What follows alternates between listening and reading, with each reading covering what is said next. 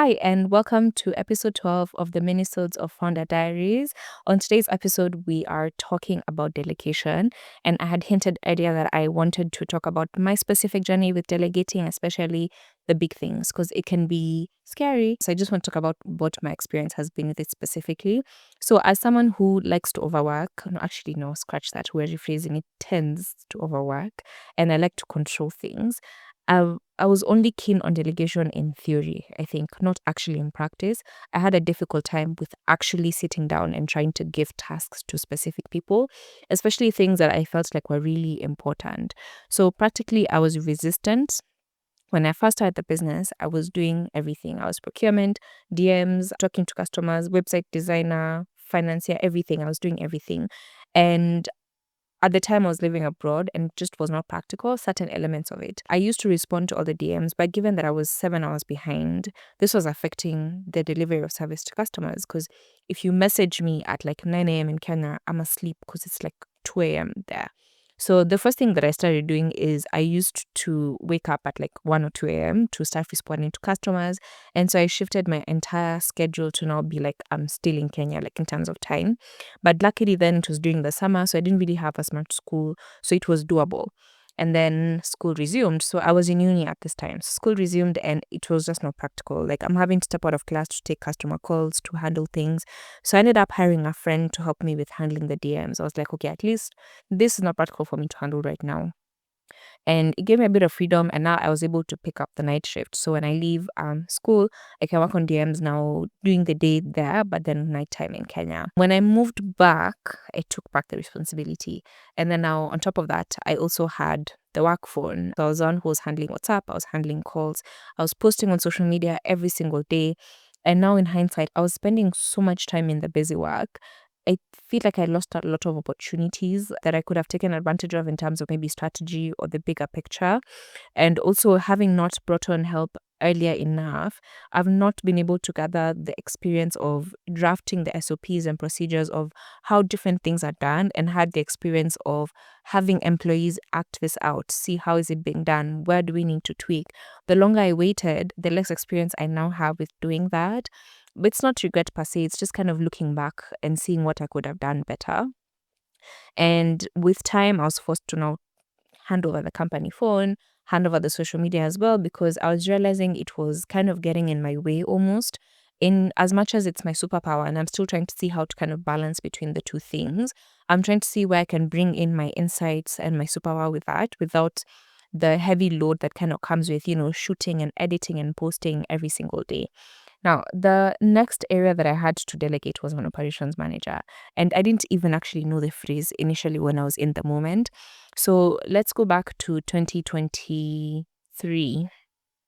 I had just started doing facials.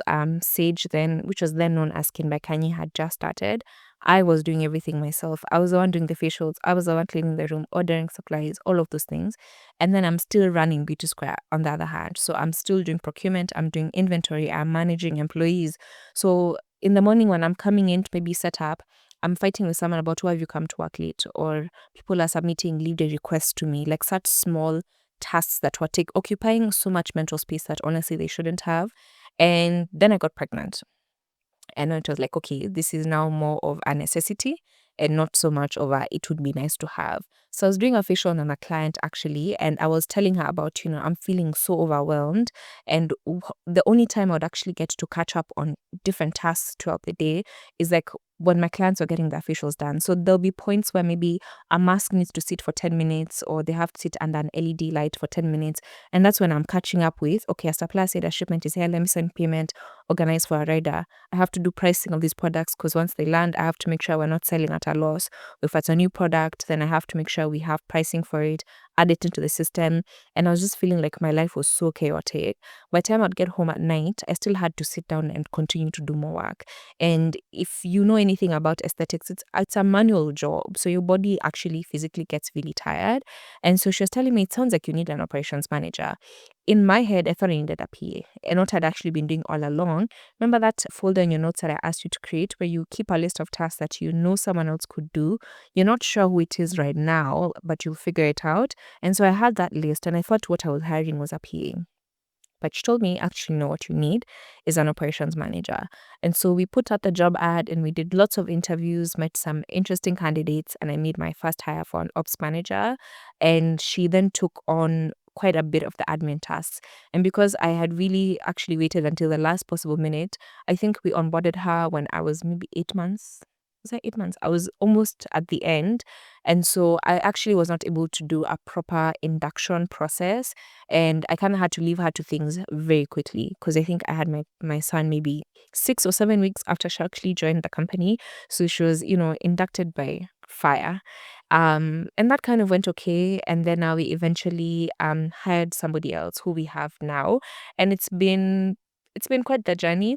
But I think overall I don't really regret having brought someone in at this management level. I'm actually looking to see what more can actually get off my plate because I'm realizing the benefits and the return on investment from clearing my schedule of all those tasks that I don't want to be doing.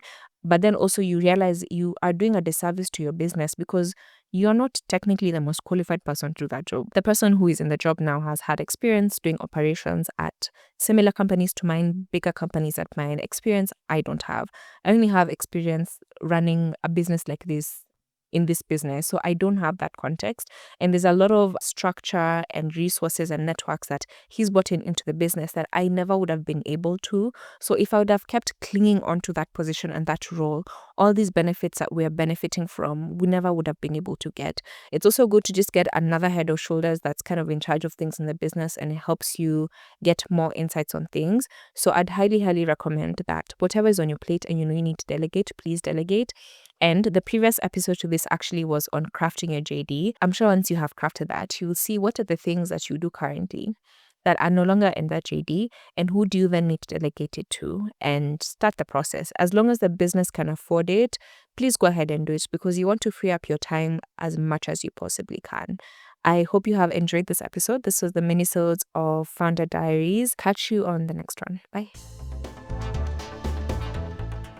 This podcast is proudly sponsored by Beauty Square KE.